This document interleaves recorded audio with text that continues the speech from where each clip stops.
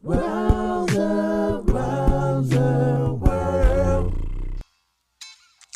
guys, and welcome to another segment of Drawing with the Rouser. And today what we're going to be doing is teaching you how to draw a basic caricature of a face. Okay, so how I start with my caricatures is I generally want to go with the basic head shape first. So what I do is I kind of look at the person overall, I kind of block out their features, and then I just decide, well, what kind of object does that person's head look like? It could be a piece of toast. It could be a bowling pin. It can be a square, a circle, a diamond, a triangle, any one of those shapes. But the trick is that you have to see that shape first before you can start drawing the head shape.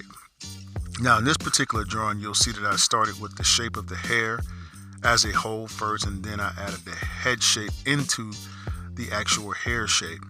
So for those of you that have questions about how to draw someone with hair, that's generally going to be the way that I start. I'm going to draw the hair like kind of a wig, and then I'll just add some the head shape into that.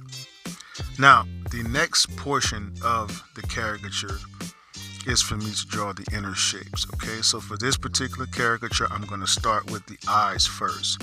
Now the reason that I draw the eyes first is because it allows me to be able to, one, see how far apart I want to put the eyebrows and to capture the emotion easier. I actually just came into that not too long ago, and that's kind of funny because I've been drawing for well over 40 years now. And this is something that I just basically realized. So it just goes to show you can always learn something new about your craft. Even I am still learning, and I make mistakes sometimes, but I just don't tell my wife about them. Okay, that's a dad joke. All right, so now we're going to go ahead and draw a mouth shape here. Once again, I look at the mouth as a basic shape. Everything is a basic shape to me. I do not move my pen unless I know exactly what basic shape I want to draw. And then that makes it a lot easier for me to capture a good likeness. Okay, so let's darken in our eyebrows here. That's a part of her face that really stands out. So I want to make sure that I get those in. Also notice that her eyebrows are not this high up on the actual reference, which means that you don't have to draw it stroke for stroke like the picture for it to look alike, because in cartoon world, a lot of things happen that don't necessarily happen in the real world. You know, like safes being dropped on people's heads. That doesn't happen in real life, right?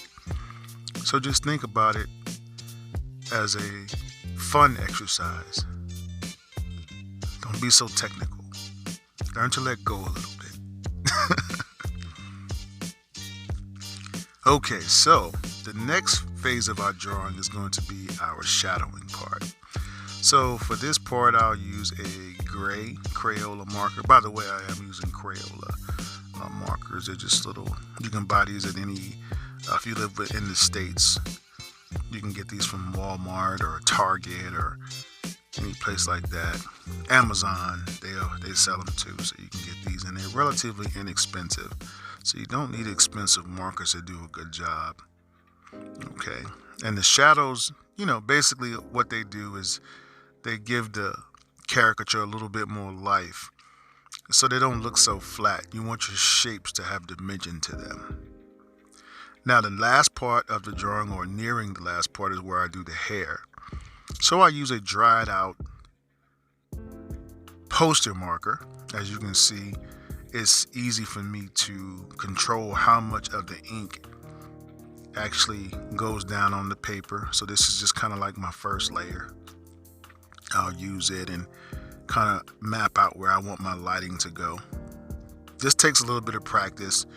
It took me a few years to develop my hair technique, and I'm still working on it. So Now this is a little bit of a darker marker. It's actually a Sharpie, and this Sharpie is a little bit more charged up, if you will. It's more toward the brand new side, and as you can see, it allowed me to make some direction lines in the hair just to give it a little bit more of a realistic feel.